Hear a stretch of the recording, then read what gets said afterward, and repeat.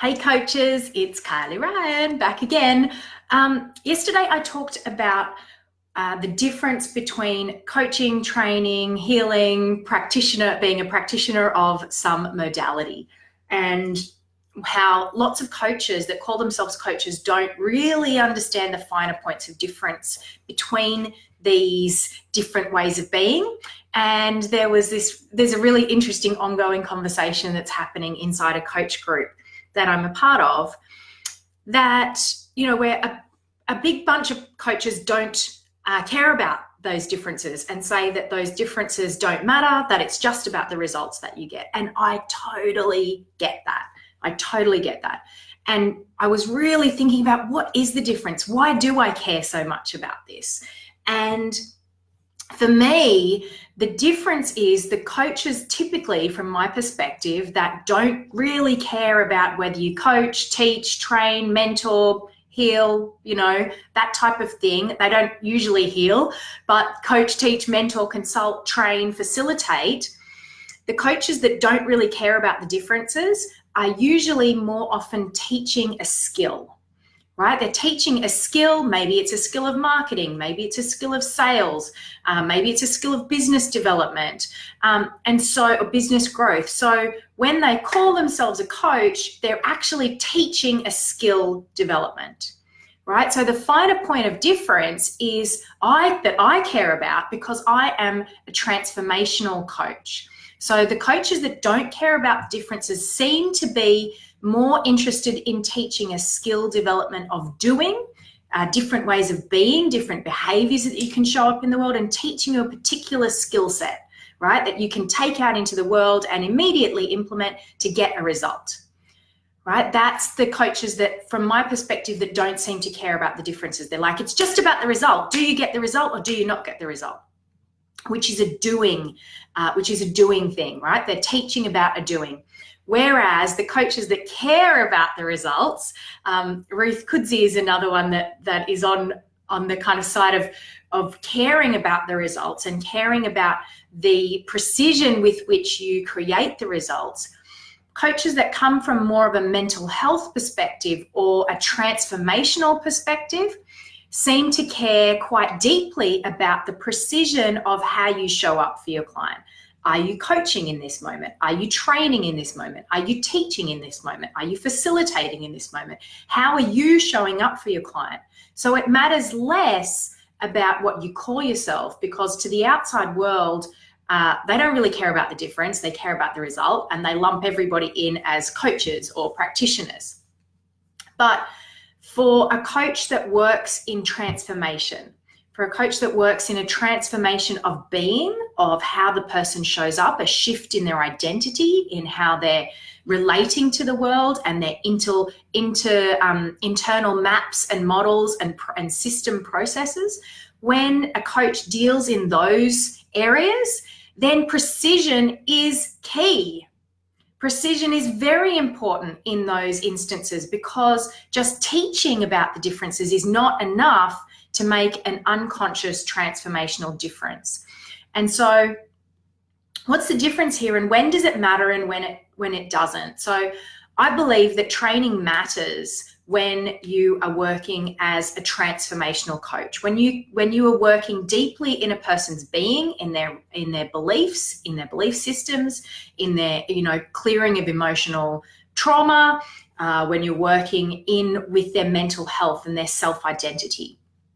It matters because it's important to know your scope of practice, where you fit in the kind of scheme of mental health professionals. So for me, I sit in the range of mental health professionals that help people who are functioning well in the world, who are high performers, who want to make some changes and some tweaks in their internal processing to get even better results in the world. That's the type of person that I work with, and I can get the best results with, because I work with the transformational inner processes, the mindset and emotional processes that will lead to intrinsic changes in behavior.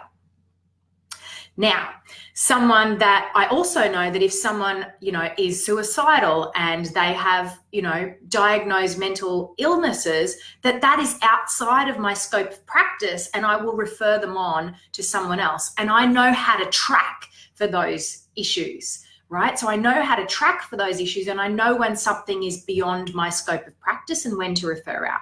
So this is why training matters. And it's not about having a certification or saying, oh, I have this certification, so I'm better than someone else, or that type of thing. It's not about that at all. It's about giving the best that we can to our clients and having precision in how we show up so that we know what is our lane and we know what is not our lane. And that's why training matters, because if you don't have training, then whatever training it is, it doesn't matter what training it is, but if it's a coach training of some sort, then you get some understanding of the scope of practice, and you get some understanding of the skill sets and the processes that have come before you, so you can stand on the shoulders of giants, right? So if you are working in transformational space as a spiral prac, as a Reiki, as a mindset coach, as an NLP practitioner, then training matters. Training does matter. However, if you're working as a business coach, as a sales trainer, as a marketing trainer, then you don't need so much mindset understanding and coach training, because you're actually just teaching a skill. And so if you're really good at that skill and you're a good teacher, then you don't need to know how to coach, and you don't need to know the finer distinctions of mental maps and models, because you're just teaching a skill, right? And teaching that skill is and can be transformational in and of itself, but it's not necessarily transformational coaching.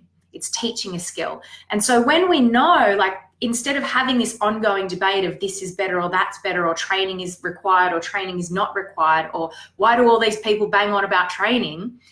Because it's about precision and knowing your lane. So when you have precision of knowing how you show up for a client, then you can have conviction in your sales process as well, because you can have conviction in knowing that you can deliver a result for a client. And so if you have conviction in that I'm a great trainer of X skill, or you can have conviction in I'm a great transformer of mental maps and models and personal identity, then you can have conviction in that, and you have a clarity of what you are offering to the market. So then it's not muddy, right? You know your lane, you know where you stand, you know what you stand for, and everybody else can do their own thing, and we don't need to infringe on anybody else's territory. There's plenty of clients to go around that need help from heaps of different people, right? In my experience and years in coaching, I've had hundreds of different mentors and trainers and teachers in the form of, books and trainings and certifications and mastermind programs and all sorts of different things. And I've needed all of them, and they've all added skills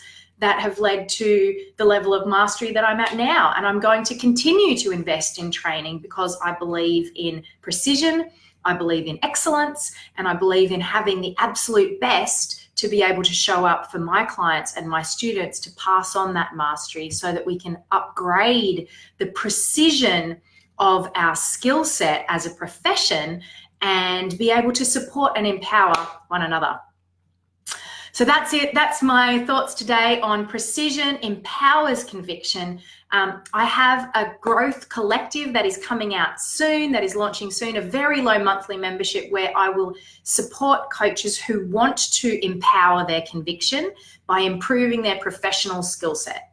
For coaches who, maybe are worried that they're feeling like a fraud, or they're, falling down in their sales process because they don't have conviction, who are wondering, if their clients are having mental health issues and they don't even know how to measure or track that.